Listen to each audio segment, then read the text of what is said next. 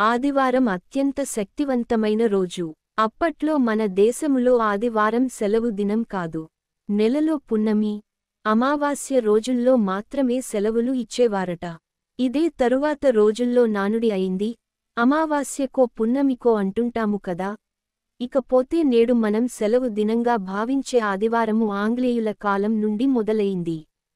ఆదివారం మనకి చాలా శక్తివంతమైన దినం. ఈ ఆదివారము మనకు సూర్యారాధన దినము. చాలామంది అప్పట్లో సూర్యారాధన చేసేవాళ్ళు.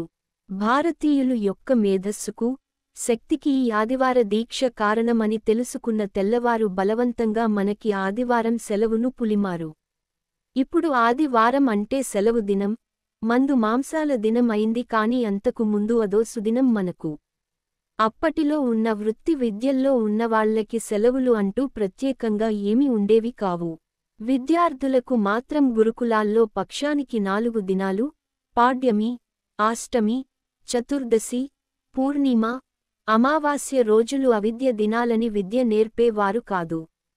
మనం వాల్మీకి రామాయణములో అశోకవనంలో ఉన్న సీతమ్మను ప్రతిపద్ పాఠశిలస్య విద్యేవ తనుతాంగత అని వర్ణించాడు మహర్షి.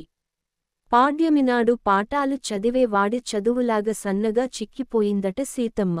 కనుక పాడ్యమినాడు అయితే చదువుగాని, చింతనంగాని ససేమిరా ఉండేవి కావు.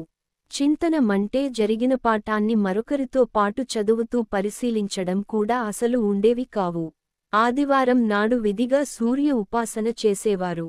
మనకు ప్రపంచములో ఉన్న ఇతర నాగరికతలో కూడా సూర్యారాధన ఉన్న విషయానికి తెలిసిందే.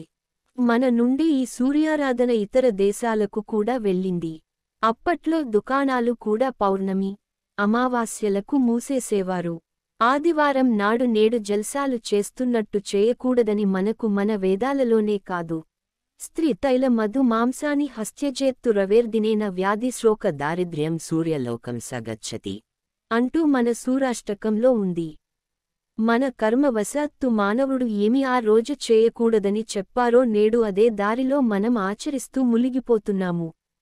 అందరికీ చెప్పడానికి శక్తి సరిపోదు. 100 మందితో ఒకరిద్దరు గుర్తించినా ఈ పోస్ట్ సార్థకత పొందినట్టే.